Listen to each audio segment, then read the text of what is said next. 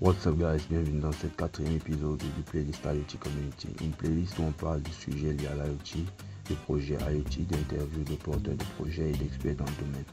Abonnez-vous donc à la chaîne si vous souhaitez être informé ou notifié lorsqu'une nouvelle épisode sera disponible. Et surtout si vous êtes intéressé par la tech générale, la tech africaine aussi. Je suis Léon Dev et aujourd'hui je suis votre hôte. Avec moi j'ai Zidane qui est un membre de la communauté IoT Community que vous pouvez suivre sur Telegram. Zidane aujourd'hui a décidé de nous accorder cette interview afin de nous parler d'un de ses projets, de nous apporter des détails par rapport à ce projet. Il s'agit d'un mini bac à audio intelligent. Prenez un café si vous le souhaitez et je vous souhaite une très belle écoute. Bienvenue à tous, bienvenue. Aujourd'hui, nous allons parler d'un projet qui a été réalisé par un membre très actif de la communauté. Il s'agit de Zidane qui a réalisé une poubelle intelligente. Aujourd'hui, nous accueillons donc Zidane. Zidane, merci d'être là parmi nous. Et il va nous parler des circonstances sur ce projet, comment il a fait pour arriver à ce niveau et quelles sont les possibles améliorations. Zidane, je te laisse la peine de pouvoir te présenter. Déjà, merci d'être là, d'avoir accepté d'être là. D'accord, merci aussi. Bon, je m'appelle Defoumou pour France Zidane. Je suis étudiant en génie informatique niveau 2, option ISR. Et bon, pour le projet, bon, j'ai eu cette brillante idée lorsque, une fois, je me rendais sur le marché pour acheter mes équipements en électronique pour pouvoir faire certains de mes projets. Et là directement, la pluie a commencé. Je me suis apprêté devant une banque. Et par la suite, directement, je me suis sorti là. Bon, je l'ai vu comment il vidait les ordures. Il a donc pris, par exemple, le seau là, il a donc ouvert la poubelle et versé dans les ordures. Mais je me suis posé la question, mais comment, avec cette maladie, cette pandémie qu'il a dehors, comment un monsieur peut se permettre de donc toucher une poubelle auquel tout le monde peut toucher, ses Justement, collègues touchent aussi. parce qu'il s'agit du Covid. C'est justement ça, c'est Oui, de là que tu as eu cette idée. oui, d'accord, oui, c'est là que j'ai eu cette idée avec cette maladie-là. Mhm. Bon, oui, c'est donc là par la suite que bon, je me suis dit que bon, on pouvait donc créer une poubelle automatiquement. Lorsqu'il s'approche par exemple avec les ordures, ça s'ouvre automatiquement. Il vide ses ordures sans pouvoir donc toucher le couvercle de la poubelle. Oui, oui. Mhm. Oui, c'est un peu ça dans cette option-là que j'ai eu cette idée-là. Ouais. Donc, lorsque j'ai vu le projet, la première fois que j'ai vu le projet, c'était une démo que tu avais fait et tu avais balancé dans la communauté. Et lorsque j'ai vu ça, j'étais approché, je t'ai demandé comment tu as fait pour avoir cette idée de ce projet-là. Bien sûr qu'il existait pendant le confinement plusieurs autres types de projets faits par d'autres personnes, notamment par exemple une machine automatique pour pouvoir laver les mains, etc. Mais je pense que la poubelle automatique, c'était quand même une très belle idée par rapport pour résoudre ce problème-là, en fait, pour éviter les contaminations et tout. Bon, quel- et pendant la réalisation du projet proprement dit, quels sont les outils que tu as utilisés? Quand je parle au niveau, on va commencer d'abord avec le niveau technique, ensuite on va regarder par exemple les outils de base du quotidien. Tout simplement parce que il faudrait que tu expliques de telle façon que même quelqu'un qui est dans la communauté, quelqu'un qui n'a jamais fait un projet pareil puisse essayer au moins de refaire un tel projet. Est-ce que c'est D'accord. possible de nous expliquer quels sont ces outils? D'accord. Bon, en principe, comme outil principal, d'abord, il y a d'abord un servomoteur que j'ai utilisé. Bon, c'est donc ça qui essaie de faire un balayage de 180 degrés pour pouvoir lever la poubelle lorsqu'il détecte l'objet. En principe, ce qui détecte l'objet ici, là, c'est plus capteur ultrason. Bon, je dois limiter sa distance parce qu'on sait qu'un capteur ultrason peut mesurer un objet de 2 centimètres à 4 mètres. Bon, dans mon cas, je dois limiter par exemple à 45 mètres. Bon, déjà, par exemple, dès qu'il détecte un objet à 45 mètres, automatiquement, le servomoteur fait un balayage de 180 degrés. Et Oui, maintenant, concernant par exemple le remplissage, parce que j'ai maintenant amélioré la poubelle. Bon, à l'intérieur de la poubelle, j'ai donc mis un deuxième capteur ultrason. Bon, déjà, j'ai limité sa distance à 5 mètres. Bon, si à 5 mètres, il détecte un objet dans la poubelle à 5 mètres, bon, automatiquement, bon, ça s'ouvre plus. Bon, il y aura une lettre rouge qui doit signaler que la poubelle est à pleine. mhm. Mhm. Donc, ça veut dire que si on veut d'abord, au préalable, comprendre le fonctionnement, il s'agit d'une poubelle qui va rester à un endroit spécifique. Et lorsque la personne approche, tu as parlé de 5 mètres, c'est ça? Lorsque la personne Non, approche, des 45 mètres. 45 mètres. C'est 5 mètres, c'est pour l'intérieur de la poubelle. d'accord. Donc, 45 mètres, lorsque la personne approche, il y a un capteur, il y a des capteurs ultrasons qui vont détecter l'obstacle. C'est ça, n'est-ce pas? Mm. Oui, Et lorsque maintenant l'obstacle, il va déclencher un processus qui va permettre d'ouvrir directement la poubelle. oui, oui. Bon, il y aura donc, bon, ce cerveau moteur qui va donc faire un tour complet de 180 mètres pour pouvoir lever automatiquement le couvercle. Mhm. OK. Pour ouvrir la banquette avant et libérer. Donc, Oui. euh, Mhm. si on veut aller un peu plus de façon technique à l'intérieur du projet, vous avez utilisé Mhm. un microcontrôleur particulier, lequel, qu'est-ce que vous avez utilisé comme microcontrôleur? Quelles ont été les difficultés pendant la réalisation du projet, etc. Est-ce que vous avez eu à chercher? Est-ce qu'il existait déjà quelque chose de pareil quelque part? Est-ce que quelqu'un a déjà eu à faire ce type de projet? Bon, concernant le projet, bon, quand par exemple j'ai fait des recherches là-bas, j'ai vu qu'il y a certaines personnes qui ont déjà fait, qui ont déjà dû à faire, mais bon, ils n'ont pas fait quand même dans ce sens-là. Par exemple, pour eux, c'était juste pour les ouvertures et les fermetures. Bon, pour moi, bon, j'ai eu l'idée que bon, si par exemple, si c'est déjà plein, comment ça va se passer? Bon, il faudrait que quand ce soit plein, ça ne puisse plus s'ouvrir quand quelqu'un s'approche de la poubelle. Et il faudrait que, et quand par exemple la poubelle est pleine, il émet des signes pour, à des usagers pour qu'ils puissent connaître, bon, là, lorsqu'on voit la poubelle, lorsque c'est déjà, lorsque ça signale déjà des LED rouges, d'une lumière rouge, donc ça signale déjà que c'est plein.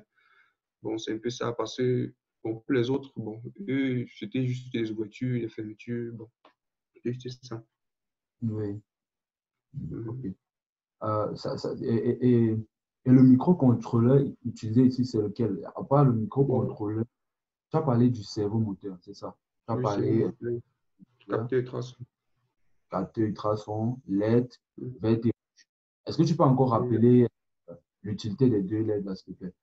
La LED bon, verte, bon, la LED verte, bon, c'est ici, c'est lorsque, quand, par exemple, quand tu approches, par exemple, quand tu es près quand tu es à une distance de 45 mètres de la poubelle, la LED verte signale pour que, bon, c'est ça qui permet de dire que là où tu vois, la poubelle n'est pas encore pleine. Bon, tu pourras encore mettre tes ordures sans problème. C'est ok, juste ça. ok. Et puis, en rouge, c'est là plein. Mhm. Ah, d'accord. Mhm. Oui, c'est plus facile pour la personne qui approche, en fait. Je vois, je Mhm. vois. Brillante idée, brillante idée. Et tu disais qu'à l'intérieur de la poubelle, maintenant, pour déterminer si la poubelle est pleine, comment tu as géré donc ces facteurs, puisque tu as dit que c'est ce qui, tu as utilisé ça pour améliorer le système de ce qui existait déjà. Comment tu fais vérifier si la poubelle est effectivement pleine? Bon, pour vérifier si la poubelle est effectivement pleine, c'est bon, c'est ce deuxième capteur ultrason, comme il disait tantôt là. Bon, j'ai mis un deuxième capteur ultrason à l'intérieur. Bon, auquel j'ai donc limité sa distance à 5 mètres. Bon, si à 5 mètres, s'il détecte déjà un obstacle, bon, on sait déjà que bon, si forcément il y a un obstacle, ce sont les ordures qui sont à l'intérieur de la poubelle. Bon, s'il y a un obstacle là, automatiquement la LED rouge signale et le cerveau moteur cale à une position initiale de 0 degré. Bon, il ne pourra plus s'ouvrir.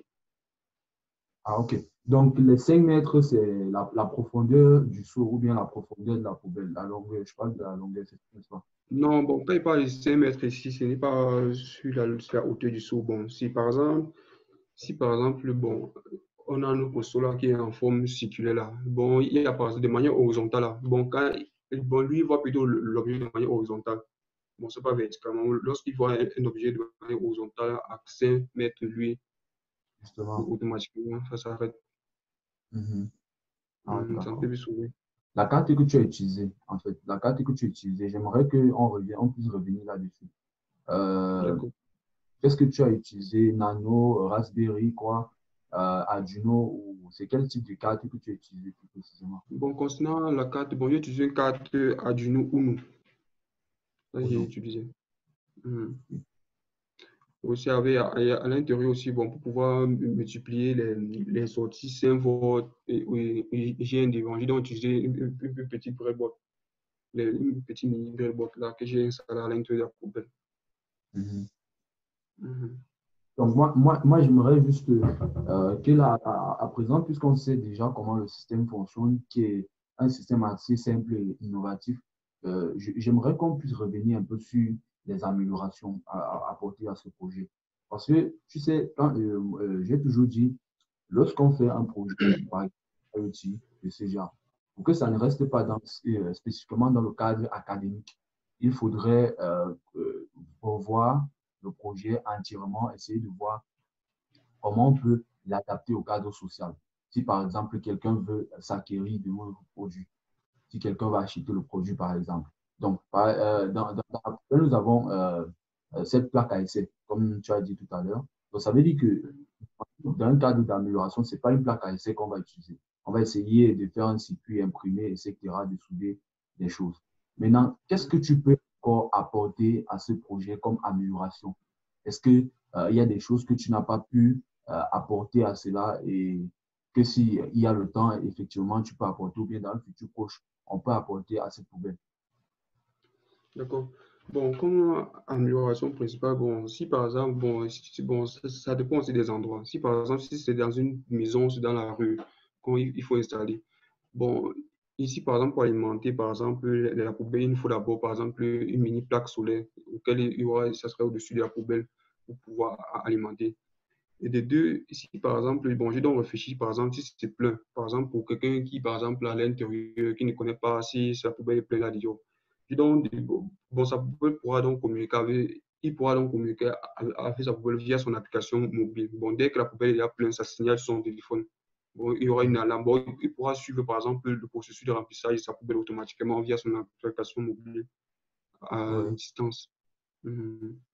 Ah, Bon, je ok. dois réfléchir dans ce contexte-là au niveau des gars. Bon, si par exemple, ici, les ISACAM, par exemple, si veut rendre par exemple ces poubelles automatiques, bon, il peut suivre directement le suivi de remplissage de la poubelle directement via les applications sans pouvoir se déplacer Mhm. comme ils le font souvent. Ok. Donc, Mhm. ok, je vois. Ok. Donc, si la poubelle est faite pour un personnel ou bien pour une entreprise, on peut donc Mhm. apporter cette application mobile qui va permettre, par exemple, de déterminer, etc., si la poubelle est pleine, etc., envoyer des notifications, c'est ça. Ok. Mhm. Bon, maintenant, j'aimerais qu'on puisse un peu revenir sur la carte que tu as utilisée. Comme tu parlais de Arduino, tu as parlé de Mhm. Arduino. Est-ce que tu peux nous expliquer concrètement le processus? Parce que quand je regarde la poubelle, je me dis, si on met la poubelle si on amène la poubelle dans un cadre réel, si on met par exemple la poubelle dans la rue, comment on fait pour alimenter régulièrement cette poubelle? Parce que lorsqu'on expliquait l'introduction dans la communauté, on a parlé des différentes couches d'un système IoT. On a parlé de la première couche qui consiste à récolter des données, une couche qui consistait à traiter ces données, connectivité, cloud, etc. Ensuite, prise de décision. Est-ce que dans ton projet, est-ce que dans ce système que tu as conçu, est-ce que toutes les couches sont respectées? Si oui, si toutes les couches sont respectées, au niveau de l'alimentation de ton système. Comment tu fais? Si par exemple, je viens là et je te dis, OK, tu vas me produire 200 poubelles intelligentes que je vais mettre dans les rues, est-ce que c'est possible de continuer à les alimenter? Parce qu'on rappelle ici que la carte Arduino, c'est une carte qui a besoin d'être alimentée comme tout système électronique. Donc, est-ce que tu as des idées par rapport à cela? Bon, concernant l'alimentation des déchets de la poubelle, bon, comme tantôt je disais d'abord, bon, ici, par exemple, j'aurais besoin, par exemple, d'un gars qui fait, par exemple, dans l'énergie renouvelable. C'est donc lui qui va, par exemple, fabriquer des plaques solaires auxquelles on doit mettre au-dessus de cette poubelle-là pour qu'il puisse alimenter la carte directement. Bon, c'est Mhm. un peu dans ce sens-là pour OK. l'alimentation. D'accord. Il faudra qu'on puisse causer bien après donc, de ces différentes couches qu'on peut donc apporter à la solution pour qu'elle soit parfaite. Oui, penser à l'énergie renouvelable, je pense que c'est aussi une bonne idée. C'est une bonne idée, mais il y a aussi des choses qui sont assez concises, qui sont bien aussi, qu'on peut utiliser. Oui, déjà, l'énergie renouvelable, je pense que c'est bien, notamment le soleil. Bon, mais, maintenant, à ce point, on sait déjà ce que le projet fait, on voit ce qu'on peut apporter comme amélioration au projet et que si les moyens sont fournis, le projet peut véritablement entrer dans une phase de production réelle. Maintenant, moi, je me dis, puisque nous sommes entrés dans une phase de déconfinement par rapport à la crise du Covid, donc on est dans une phase de déconfinement et on se rend compte que tout va bien de jour en jour, tout est en train d'aller bien. Est-ce que la place du projet, est-ce que ce projet a encore réellement sa place? Est-ce que tu penses que il serait important d'investir, par exemple, sur un type de poubelle pareil euh, actuellement, puisque la crise est, la, la, la pandémie est en train de disparaître petit à petit. Est-ce que c'est encore important? Bon, selon moi, je pense que c'est toujours important. Bon, parce que, comme on dit souvent, un virus ne finit jamais comme il finit tantôt.